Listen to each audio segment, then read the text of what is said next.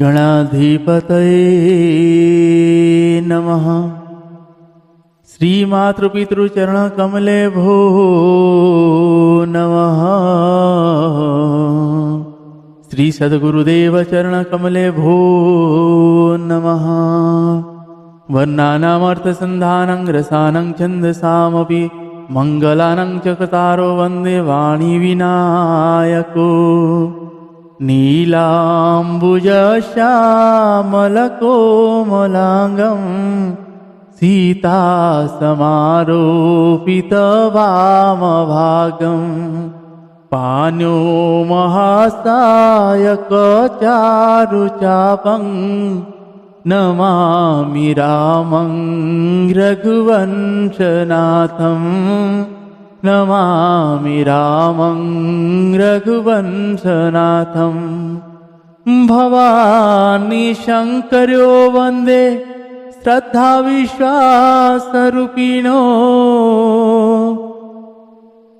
याभ्यं विना न पश्यन्ति सिद्धा शान्तः स्तमीश्वरम्। मनोजवं मारुततुल्यवेगं जितेन्द्रियं बुद्धिमतं वरिष्ठं। वातात्मजं वानरयुधमुख्यं श्रीरामदूतं शरणं प्रपद्ये। श्रीरामदूतं शरणं प्रपद्ये।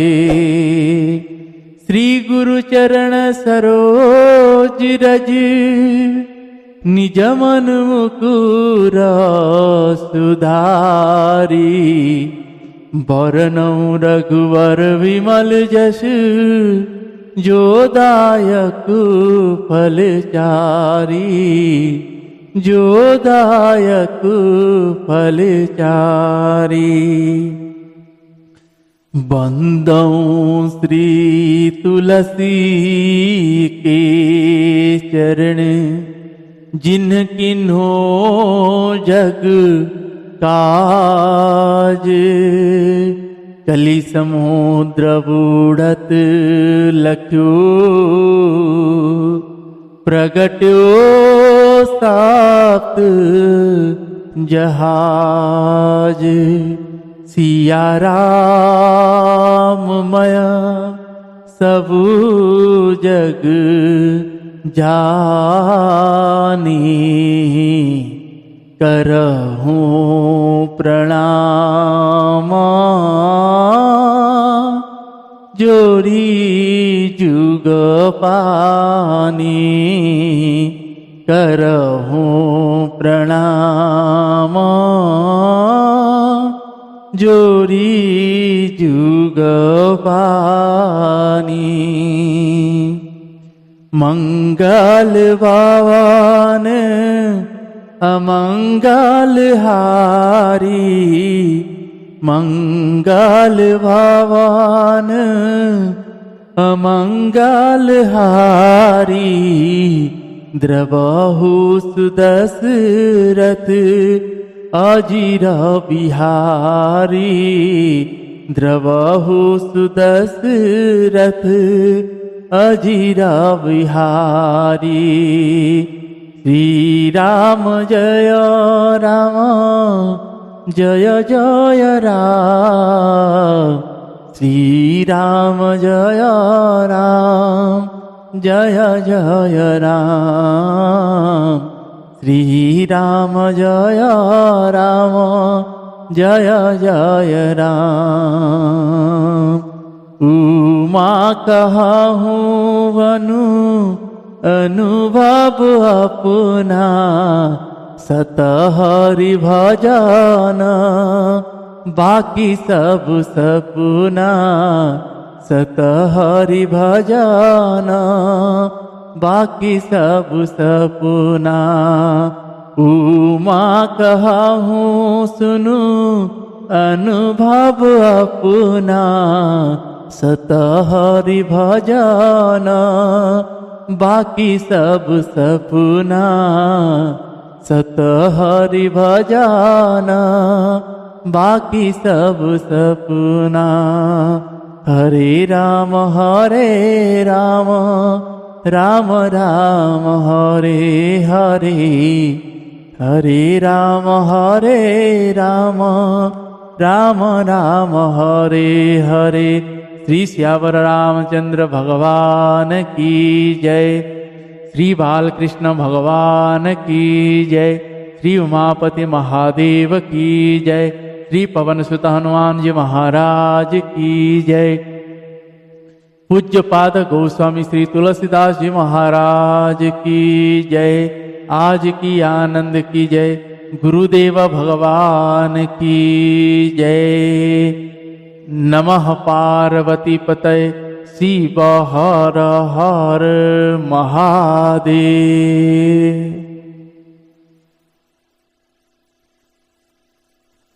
आप सभी को सादर जय श्री सीताराम।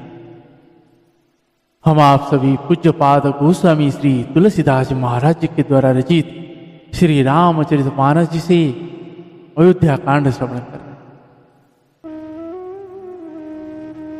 उस घड़ी का हम आप सभी श्रवण कर रहे हैं जिस घड़ी में भगवान की उस प्रेम का जो दर्शन किए हैं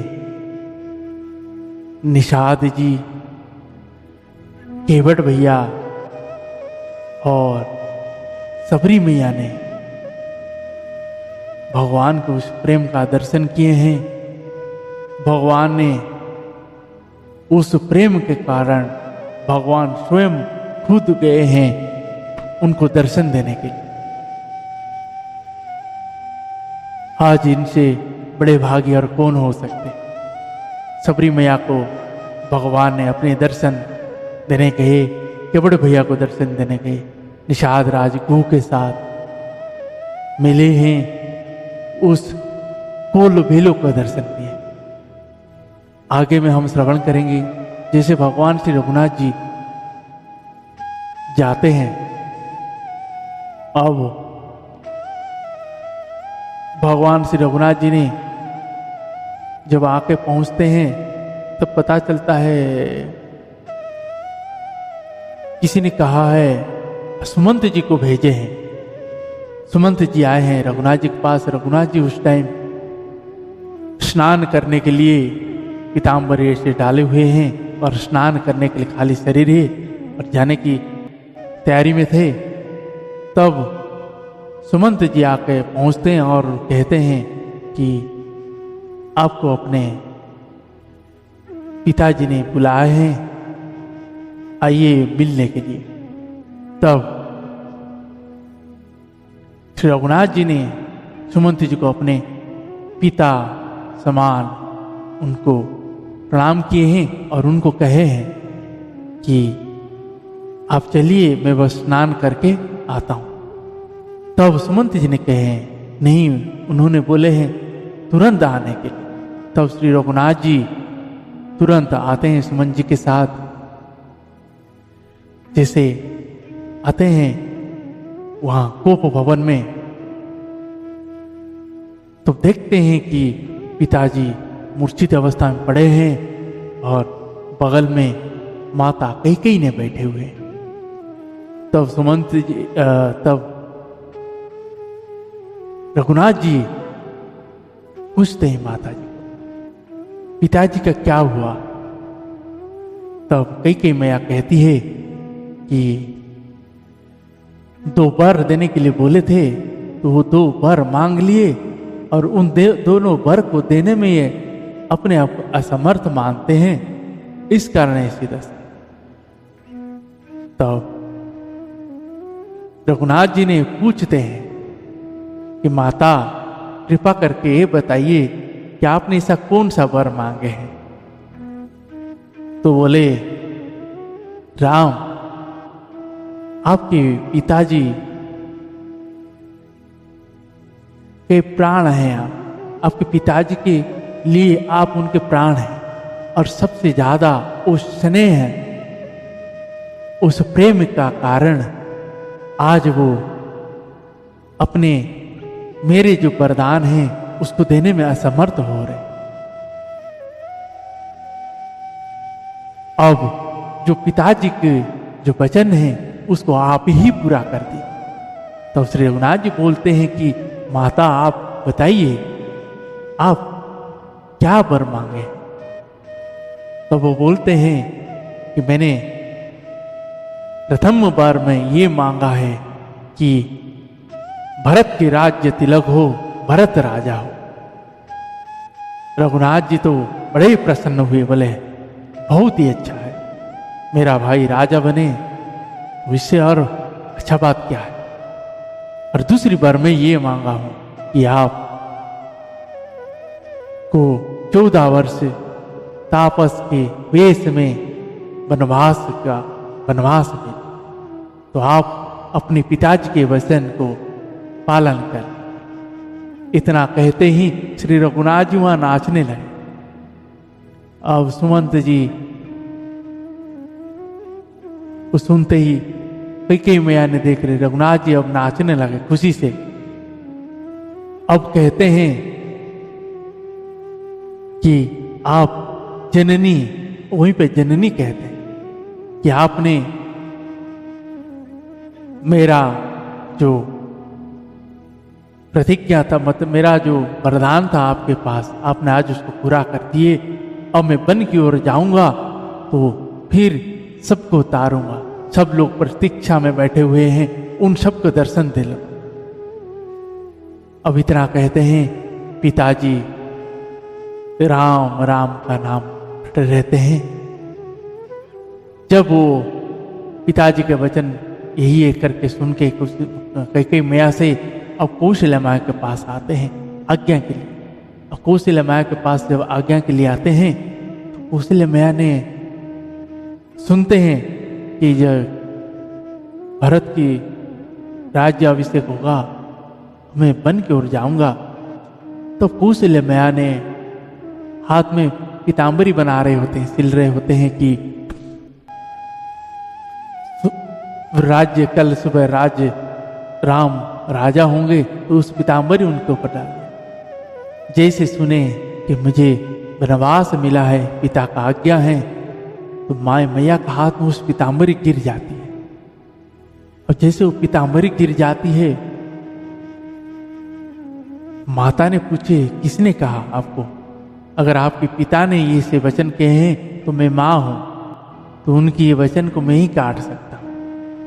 मैं कहूंगा कि आप नहीं जाओगे, लेकिन हाँ अगर आपकी माँ ने कहे हैं वन की ओर जाने के लिए फिर तो तुम जा सकती हो।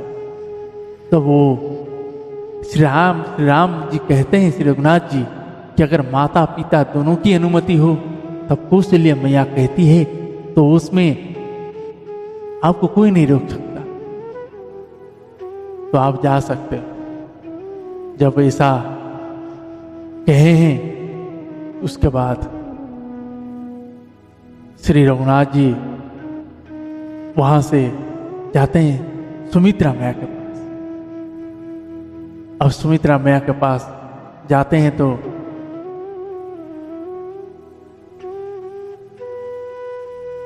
सीता माता और लक्ष्मण भैया ये दोनों भी जाने के लिए निकलते हैं।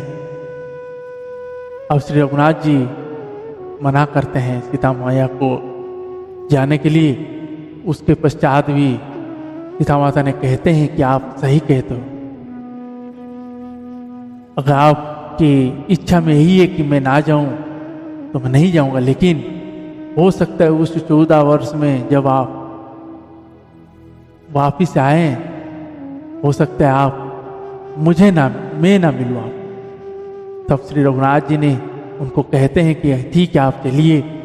उसके बाद लक्ष्मण भैया के साथ जाने के लिए श्री रघुनाथ जी के साथ हट करते हैं तो उनको भी आज्ञा मिलती है। अब वो सुमित्रा मैया से जाते हैं अनुमति के लिए। जब सुमित्रा मैया के पास जाकर पहुंचते हैं, सुमित्रा मैया ने सुनते ही खुश हो जाते हैं और लक्ष्मण भैया को कहते हैं कि सुनो, राम की सेवा के लिए तुम लोग जन्म लिए हो, तो ऐसी सेवा करना कि कभी उस सेवा में कमी ना हो। सभी उपदेश देते हैं कि जब राम भगवान बड़े भाई श्री रघुनाथ जी जब भोजन करें उसके पश्चात भोजन करना, सोने के पश्चात सोना, सब चीज माता ने समझाते हैं कि राम शरीर के पुत्र तो इस दुनिया में नहीं, और वो भगवान ने उनके चरण में दास बनकर उनकी सेवा कर। सुमित्रा मैया ने बोल के आज्ञा दे देते हैं। आगे का प्रसंग श्रवण करेंगे, बड़े ही दुखदायक प्रसंग है भगवान के उस वनवास का। तो आइए सभी भाव के साथ प्रसंग को प्रारंभ करते हैं, सुनते हैं आगे का प्रसंग। और आप सभी को कहूं, गोवंश के प्रति हो रहे अपराध से अपने आप को बचाइए और उनकी सेवा को सच्चे मनोभाव से करिए, नहीं तो भगवान की गोवंश की उस श्राप से आप नहीं बच सकते। जय सीताराम। आइए प्रसंग को प्रारंभ करते हैं। जय सीताराम।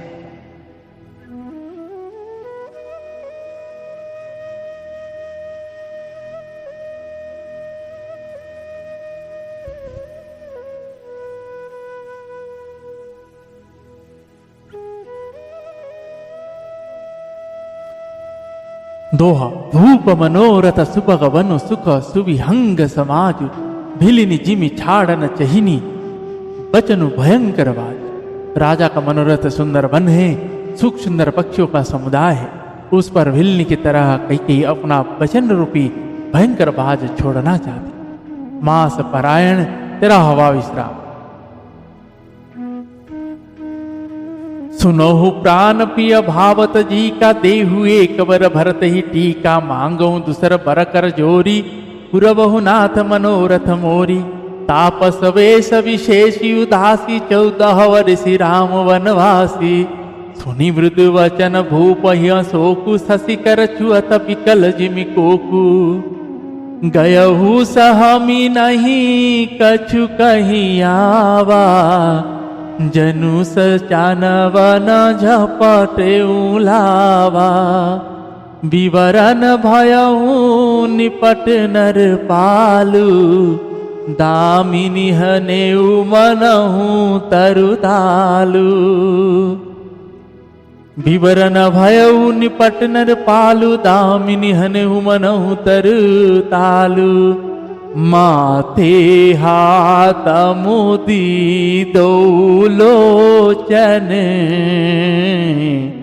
तनु धरि सोच लाग जन सोचन। मोरा मनोरथ सुर तरु फूला, करत फरत करनी जिमि हते हूँ समूला। अवध उजारी कीनी के दीन सिय चल विपति के ने। श्री सियावर रामचंद्र भगवान की जय। वह बोली, हे प्राण प्यारे सुनिए, मेरे मन को भाने वाले एक वर तो दीजिए। भरत को राज तिलक और हे ना दूसरा वर भी मैं हाथ जोड़कर मांगती हूँ, मेरा मनोरथ पूरा की। तपस्वियों के वेश में विशेष उदासीन भाव से राज्य और कुटुंब आदि की ओर से भली भांति उदासीन होकर विरक्त मुनियों की भांति राम 14 वर्ष तक वन में निवास करे। कई के कोमल विनय उक्त वचन सुनकर राजा के हृदय में ऐसा शोक हुआ जैसे चंद्रमा की किरणों के स्पर्श से चकवा विकल हो जाता है। राजा सहम गए, उनसे कुछ कहने ना बना, मानो बाज वन में बटेर पर झपटा हो। राजा का रंग बिल्कुल उड़ गया, मानो ताड़ के पेड़ को बिजली ने मारा हो। जैसे ताड़ के पेड़ पर बिजली गिरने से वह झुलस कर बंदरगाह हो जाता है, वही हाल राजा का हुआ। माथे पर हाथ रखकर दोनों नेत्र बंद करके राजा ऐसे सोच करने लगे मानो साक्षात सोच ही शरीर धारण कर सोच कर रहा। वे सोचते, हाय मेरा मनोरथ रूपी कल्प वृक्ष फूल चुका था। परंतु फलते समय कैकेयी ने हथिनी की तरह उसे जड़ समेत उखाड़ कर नष्ट कर डाला। कैकेयी ने अयोध्या को उजाड़ कर दिया और विपत्ति की अचल सुदृढ़ नींव डाल। दोहा कवने अवसर का भयउ गयउ नारी विश्वास जोग सिद्धि फल समय जिमि जति ही अविद्यानाश। किस अवसर पर क्या हो गया, स्त्री का विश्वास करके मैं वैसे ही मारा गया। जैसे योग की सिद्धि रूपी फल मिलने के समय योगी को अविद्या नष्ट कर देती। यही विधि राव मन ही मन झांका देख कुभांति कुमति मन माँ का भरत की राउर पूतन हो ही आने हो मोल विसाही किमित मोही। जो सुनी सरुअल अस लाग तुम्हारे काहे न बोलहु वचन संवारे देहु तरु अनुकरहु कि नाही सत्य संग तुम रघुकुल माही। देन कहु अब जनि वीर बरु देहु तजहु सत्य जगौ पच सुलेहु सत्य सराही कहु बरु देना जानहु लेहि मागी विचवेना। शिवी तदीचि बलि जो कछु भाषा तनु धनु तजेहु वचन पनु राखा। अति कटु वचन कहती केकेयी मानहु लो नजरे पर देई। मानहु लो नजरे पर देई। श्री सियावर रामचंद्र भगवान की जय। इस प्रकार राजा मन ही मन चीख रहे हैं। राजा का ऐसा बुरा हाल देखकर दुर्बुद्धि कैकेयी मन में बुरी तरह से क्रोधित हुई और बोली, क्या भरत आपका पुत्र नहीं है? क्या मुझे आप दाम देकर खरीद लाए? क्या मैं आपकी विवाहिता पत्नी नहीं हूं? जो मेरा वचन सुनते ही आपको बाण सा लगा तो आप सोच समझकर बात क्यों नहीं कहते? उत्तर दीजिए, हाँ कीजिए, नहीं तो ना ही कर दीजिए। आप रघुवंश में सत्य प्रतिज्ञा वाले प्रसिद्ध है। आपने ही वर देने को कहा था, अब भले ही न दीजिए, सत्य को छोड़ दीजिए और जगत में अपयश लीजिए। सत्य की बड़ी सराहना करके वर देने को कहा था, समझा था कि यह चवेना ही मांग ले। राजा शिवी दधीची और बलि ने जो कुछ कहा, शरीर और धन त्याग कर भी उन्होंने अपने वचन की प्रतिज्ञा को निभाया। कैकेयी बहुत ही कड़वे वचन कह रही है, मानो जलेने पर नमक छिड़क रही। धर्म धुरंधर धीर धरी नयन उखारे राय सिरु धूनी लिन्नी उषास असी मार सी मोहि कुनाई। धर्म की धुरी को धारण करने वाले राजा दशरथ जी ने धीरज धरकर नेत्र खुले और सिर धुनकर तथा लंबी सांस लेकर इस प्रकार कहा कि इसने मुझे बड़े कठोर मारा, ऐसी कठिन परिस्थिति उत्पन्न कर दी जिससे बच निकलना कठिन हो गया। आगे दीख जरत ऋष भारी मनहु रोष तरवारी उघारी मुटिक बुद्धि धार निठुराई धरि कुंवारी सान बनाई। लखी महीप कराल कठोरा सत्य की जीवन ले हई मोरा भोले राव कठिन करी छाती बानी सभी नयता सुहाती। प्रिया वचन कस कहसी कुभाती भीर प्रतीति प्रीति करी हाथी। मोरे भरत राम दुई आँखी सत्य कहूँ करी शंकर साखी। आवसी दूत में पठई बप्राता एहि बेगी सुनत दो भ्राता। सुधी न सोधी सबु साजु सजाई देऊ भरत कहूँ राजु बजाई। देऊ भरत कहूँ राजु बजाई। श्री सियावर रामचंद्र भगवान की जय। प्रचंड क्रोध से जलती हुई कैकेयी सामने इसी प्रकार दिखाई पड़ी, मानो क्रोध रूपी तलवार मांगी नंगी मैन से बाहर खड़ी हो। कुबुद्धि उस तलवार के मुठे निष्ठुरता धारे और वह कुबरी मंथरा रूपी सोने पर सान पर धरकर तेज की हुई है। राजा ने देखा कि यह तलवार बड़ी ही भयानक और कठोर है और सोचा, क्या सत्य ही यह मेरा जीवन लेगी? राजा अपनी छाती कड़ी करके बहुत ही नम्रता के साथ उसे कैकेयी को प्रिय लगाने वाली वाणी बोली, हे प्रिय, हे भीरु, विश्वास और प्रेम को नष्ट करके ऐसी बुरी तरह के वचन कैसे कह रही हो? मेरे तो भरत और रामचंद्र दो आंखें अर्थात एक से है, यह मैं शंकर जी की साक्षी देकर सत्य कहता हूँ। मैं अवश्य सवेरे ही दूत भेजूंगा, दोनों भाई भरत शत्रुघ्न सुनते ही तुरंत आ जाएंगे। अच्छा दिन शुभ मुहूर्त सुधवाकर सब तैयार करके डंका बजाकर मैं भरत को राज्य दे दूं। लोभ न राम ही राज कर बहुत भरत पर प्रीति, मैं बड़ छोट विचार जिया करत रहे हूं नीति। राम को राज्य का लोभ नहीं है और भरत पर उनका बड़ा ही प्रेम है। मैं ही अपने मन में बड़े छोट का विचार करके राजनीति का पालन कर रहा था। बड़े को राज तिलक देने जा रहा। राम सपत सत कहो सुभाव, राम मातु कछु कहु न काऊ। मैं सब किन्न तो ही बिनु पूछे, ते हित परे मनोरथ छूचे। रीस परिहरु अब मंगल साजु, कछु दिन गए भरत जुवराजु। एक ही बात मोहि दुख लागा, भरत सर असमंजस मागा। अजहु हृदय जरत ते ही आचा, रीस परिहास की साचहु साचा। कहु तजिरोस राम अपराधु, सबको कहु राम सुठि साधु। तहु सुरहसी करसी सनेहु, अब सुनि मोहि भयउ संदेहु।